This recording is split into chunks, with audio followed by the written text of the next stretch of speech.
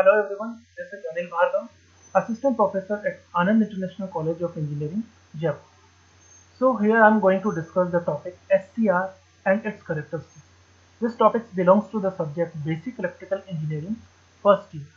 Okay, so here I am going to discuss about this topic, Silicon Control Rectifier. So in this diagram we can see the construction of SCR. So here it is written, silicon control rectifier is a unidirectional semiconductor device made of silicon. So the silicon material is used to construct this device. It has four layers of PN type of semiconductors. We can also see it has three terminals, anode, cathode and gate, and having three junctions J1, J2 and J3. Okay, so silicon is used to construct this device. Unidirectional means the direction of current flow will be in one direction only. So silicon control rectifier. Silicon is the material which is being used to construct the SCR. Control rectifier. What is rectifier? So to understand the rectifier, we we will discuss about the diode. Okay, what is diode? Diode is a semiconductor device. PN junction. You have heard about PN junction diode. It is also used to convert AC power into DC power by the mean of rectification process. So in diode, the rectification is uncontrolled. It means we cannot control the output. But in SCR, by the help of SCR, we can get the controlled output. It means we can get the controlled DC supply. So this is the advantage of SCR over diodes. Okay, this is the circuit symbol of SCR, which is similar like diode. Only this terminal is different from diode. This is gate terminal, which is additional terminal of SCR. Okay, VI characteristics of SCR. So to obtain the VI characteristics of silicon control rectifier, this is the diagram. In the diagram, we can see a SCR. This is SCR. This is its anode terminal. This is its cathode terminal, and this is its gate terminal. We can see anode and cathode are connected to the supply. Okay, so in between anode and supply, load is connected, and we can also see the gate terminal is connected to a battery source and a rheostat which control the input. It means we can control the gate current by the help of this rheostat. So by the varying this voltage, we can control the current. So the VI characteristics of SCR can be understood by three modes. Okay, to understand the VI characteristic of SCR, there are three modes. First is reverse blocking mode. In this mode, SCR will remain in turn off situation. Sorry. Then forward blocking mode. Blocking means SCR will remain in off state. Then it comes forward conduction mode. In this case, SCR will start conducting. Okay, so we will begin with reverse blocking mode. Reverse blocking mode. Okay, so this is the circuit diagram which indicates the reverse configuration of SCR. Now the question is, what is reverse and what is forward biasing? So the diagram shows the reverse biasing of the SCR. So what is reverse biasing? You can see a SCR, PNPN, junction J1, J2, J3, anode, cathode and gate. This is SCR. Now the anode terminal of SCR is connected to the negative terminal of the battery, and the cathode terminal of SCR is connected to the positive terminal of battery, and we always consider anode as a positive and cathode as a negative. So we can say that anode positive is connected to negative and cathode negative is connected to positive terminal of the battery. So this configuration makes the reverse biasing mode. So this SCR is right now at reverse biasing configuration. Okay, so what happens in this configuration? In this configuration, junction J1 and J3 are reverse biased. Okay, J1 and J3. These two junctions will remain in reverse bias. Why?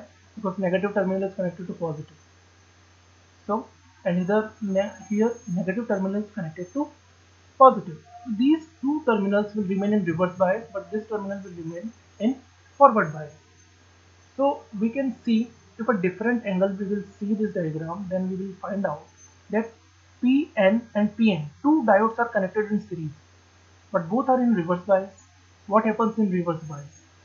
Diode do not conduct, but because of the minority carriers, small amount of current will flow in the circuit. So we will see this current in the SCR configuration, VI characteristics configuration diagram. Okay, fine. So here you can see this. This is the reverse blocking mode. Okay, we will understand this. This is a characteristics diagram. This is positive VA anode voltage, negative anode voltage, positive anode current, negative anode current. So in reverse bias, we are applying negative voltage to the thyristor. So this is negative voltage. So in previous diagram, you can see that it is in reverse bias. Okay, anode is connected to negative and cathode is connected to positive. So it is in reverse bias. Now if we will keep increasing this voltage, so if we increase the voltage, the charge density will increase nearby the junction J1 and J3. Charge density will keep increasing if we keep increasing this voltage. So what will happen? The heating of junction J1 and J3 will increase. So if we keep increasing this voltage, look, the voltage is increasing, but current is not increasing, current is limited. This minimum current is known as reverse leakage current. So current is not increasing, but voltage is continuously increasing. We are increasing the voltage. If we keep increasing this voltage, so there will be a certain point, that is named as VBR, for reverse braking voltage. At this reverse blocking voltage, what happens? The junction J1 and J3, which are in reverse bias, they will, because of heating, will break down, and it will immediately increase the current, exponentially increase the current. That is why you can see the sharp increase of current. That will definitely damage the SCR. That is why we should not increase voltage in reverse bias mode. So in reverse blocking mode, SCR will remain in turn off condition and the minimum leakage current will flow. Now the next part is forward blocking mode. In forward blocking mode, the voltage will be positive, the current will be positive. So we will discuss about this quadrant in this condition. Okay, so forward blocking mode means now the SCR will be in forward bias. You can see anode is connected to positive and cathode is connected to negative. It means now situation will be different from reverse bias. Now junction J1 will be in forward bias, J3 will be in forward bias, but J2 will remain in reverse bias. Because if this reverse bias junction, two diodes are connected in PN and PN, forward bias, but because of this J2 junction which is in reverse bias, current will not flow. That is why this condition is called forward blocking mode. SCR is in forward bias, but it will not conduct, it will not flow the current. So we can see this in this diagram, that we are increasing the voltage, but the current is minimum. Until this point, the current is minimum. So from this point to this point VBO, SCR will not conduct, and this mode is known as forward blocking mode, and this minimum current will known as forward leakage current. Okay, this is clear. Two modes are clear. Reverse blocking mode, it will flow reverse leakage current. Forward blocking mode, it will flow forward blocking mode, it will flow forward leakage current. Okay, now the third stage, forward conduction mode. In this mode stage, SCR will start conducting. Okay, so when the anode to cathode forward voltage is increased, now what happens in forward blocking mode? We have increases the voltage, but SCR did not turn on. Okay, now we will keep increasing that voltage. We will keep increasing that voltage. Then what happens? The charge density at junction J2 will keep increasing. Okay, charge density will keep increasing. So there will be a point named as VBO. The VBO is known as forward breakover voltage. So at forward breakover voltage, the reverse bias junction J2 will vanish. What happened? The reverse bias junction J2 will vanish. Now the problem has been solved. Now two diodes are connected in series J1 and J3. So both are forward bias, current will flow. So this will happen in the characteristics. After VBO, the SCR will start flowing the current. So this voltage is not required now because the junction J2, because of which the voltage has increases, is now not available. So the voltage will be minimum to below the 1 volt and the current will start flowing from this point. So this mode, when current starts flowing in the circuit, is known as forward conduction mode. Okay, so these are the three reasons. First is reverse blocking mode, SCR will not conduct. This is forward blocking mode. In this region, SCR will not conduct, but after that point VBO, SCR will start conducting.